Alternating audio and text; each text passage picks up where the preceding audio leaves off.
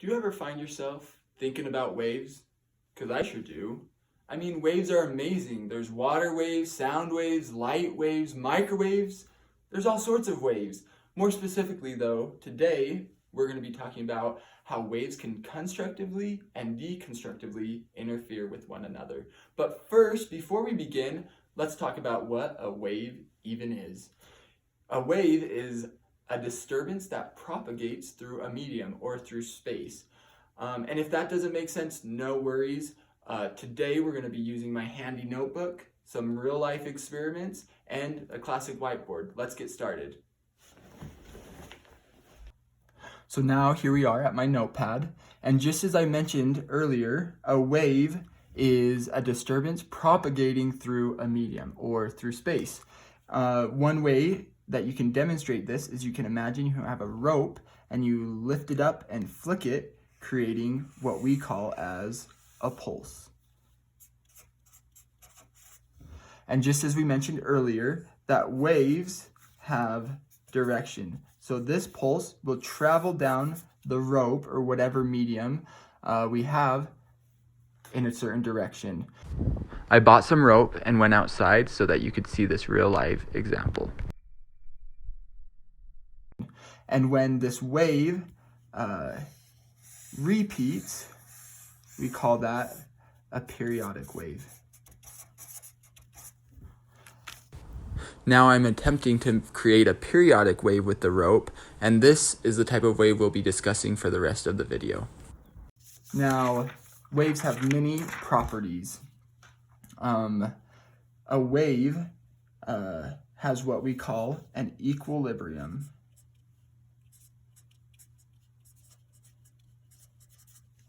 And that's what this dotted line represents. You also have what can be called as a peak, and the valley can be called a trough. And then the disturbance made from the equilibrium to the peak or to the trough, these are called amplitudes. And then the next property of a wave is called a wavelength. And this can be measured by either going from peak to peak or going from trough to trough. And these each are wavelengths. Really, a wavelength is going from any point back to the original point. So right back here, this is also a wavelength, or from here to here. So the first interference that we will discuss is constructive interference. In the textbook, it gives a very simple equation of how to add two waves that arrive at the same point. It's simply y of the final wave is equal to the y of one of the waves plus y of the other wave. The example it gives shows two waves that are identical to each other. I will do my best to make them identical to each other. This here is my y-axis, and here we have our equilibriums. So we have 0, and we'll say 1, and -1, just to keep it simple. So what you do with these two waves is you look at the y, and you can look anywhere.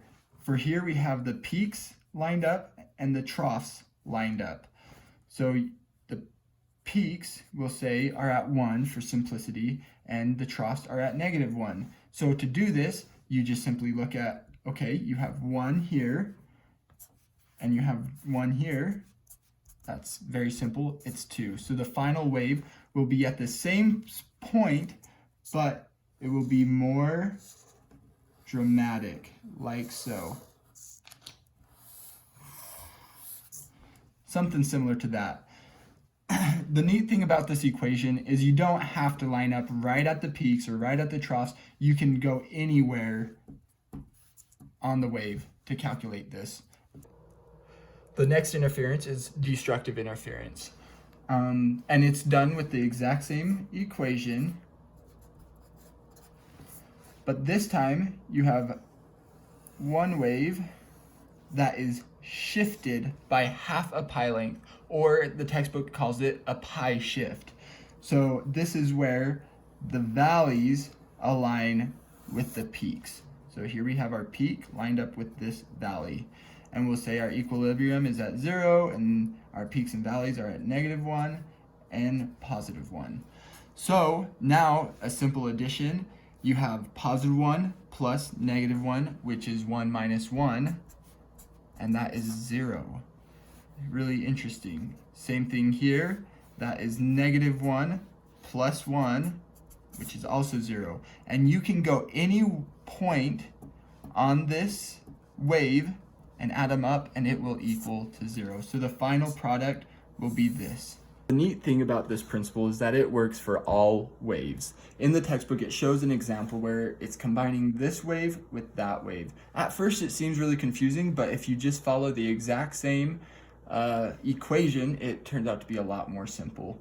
For me, I like to look at the highest points and the lowest points first. So right here, this one, we're just gonna say it's about 4, and this one's at +1. That's the peak. So 4 plus 1, that is 5. And so right here, we know that the peak will be at 5, and then the trough, this trough here is at -4, and all of these troughs are at -1. So -4 plus -1 is -5. So we know that the lowest points, but if you just go along each point, so at this 2, it's probably coming down a little bit. It's gonna look very similar to this. It's just combining the two waves, and it's by following the exact same equation. So don't be scared when you see this. So another simple way to know if two waves being combined are either destructive or constructive is using this simple equation. It's delta x equals x1 minus x2. Now x just represents the distance that a wave has to travel to, whether it could be an ear, to an eye, if it's a light wave, or some other scientific wave detector. So an example of this is you have a wave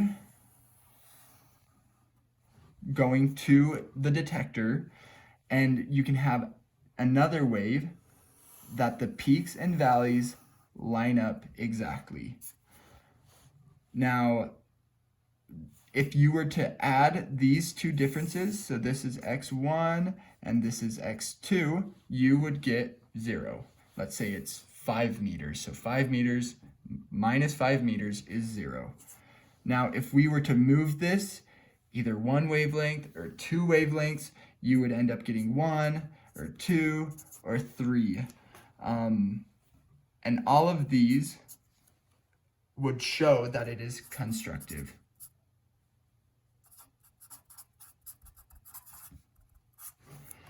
Now, using the same exact equation, if we have a pi shift where it shifts more than a wavelength, so half a wavelength, you'll get different results. You'll either get 1/2, or you could get 3/2 or 5/2. Any equation that gets you an answer like this, you can know it is destructive interference. So in the real world, you can know that if it's constructive, we know that the amplitude of the wave is increased. Therefore, if it's sound, the sound will be much louder. And if it is perfectly destructive, it will be a straight line, which means you won't hear anything. Now, I hope that helped you understand waves just a little bit more. I'm no expert, but I do know that sometimes seeing it in the real world really helps. So what we're gonna do is we're gonna go on a field trip. Let's go. All right, here we are at Utah Lake on our little field trip. This is a very easy experiment you can do at home. Just a few items you'll need is just like a spatula or a wooden spoon and Tupperware or anything else you can think of. And then you'll need a nice body of water. We came to Utah Lake. You could choose a pond, a swamp, a swimming pool, or a bathtub, just really whatever body of water you'd like. And then safety goggles, that's really personal preference. I prefer the safety goggles. But take a look at these wave functions. The lighter parts of this wave are the peaks, while the darker parts are the troughs. I then experimented to see how the two waves would interact. I found it very interesting. Now from this angle, you're able to better see the amplitude of the waves. The part where it rises is the peaks, and the part where it's lowered is the troughs. The waves are interfering, causing the peaks to be higher than when it was just one wave. Man, look at that sunset. I then attempted alternating the waves to see if there would be different properties. You can see that it's actually very similar to the last one. The neat thing about these waves is that they mimic sound waves, and I will draw a similar picture of what you're seeing now on a board when we get home. There you have it. The cool thing about water waves is they're very similar to pretty much all the other waves, sound waves, and I'll explain that more when we get back to the house. But another thing is I would really recommend doing it during a sunset. It just makes the experiment go by a lot more nicely, and it's a lot more pleasant. Sound waves work very similar to water waves. Just like in the example we did on our field trip, we have two speakers emitting sound waves. The picture is also in the textbook. I hope it's not too messy, but the solid lines are the peaks, the dotted lines are the troughs of the sound waves. So they're going like this, and right here where it gets really messy is where the sound waves are overlapping. And I'm going to star where there is constructive interference. That's where the peaks and the peaks line up, and the valleys line up. So right here we have two valleys, and we have two peaks. So all of this, and I could do more, are constructively interfering. That means the amplitude is higher, therefore you hear the sound louder than the other people. Now, just as there is constructive interference, there's also destructive interference, and I will circle that, and this is where a trough and a peak line up, canceling out the waves. And this would work if these waves are on the same frequency and the same wavelengths, and they superimpose. So right here you have a peak lined up with a trough.